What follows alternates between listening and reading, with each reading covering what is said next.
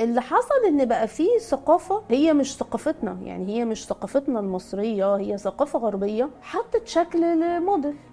الموديل ده بالشكل ده بالطقم ده هو لازم تبقي كده، وحط علينا شوية لوازم ومفروضات.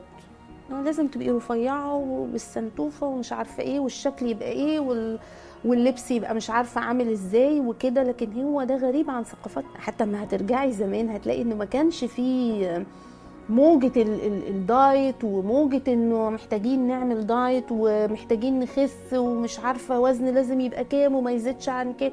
لا، على فكرة انا محتاجة ابقى صحتي كويسة، محتاجة ان حالتي الصحية الجسدية تبقى كويسة، محتاجة ان انا اصحى كل يوم فايقة ومبسوطة وسعيدة وقابلة جسمي ومتفاعلة مع المجتمع وعاملة ايقاع ليومي، محتاجة ان انا اعمل ايقاع ليومي.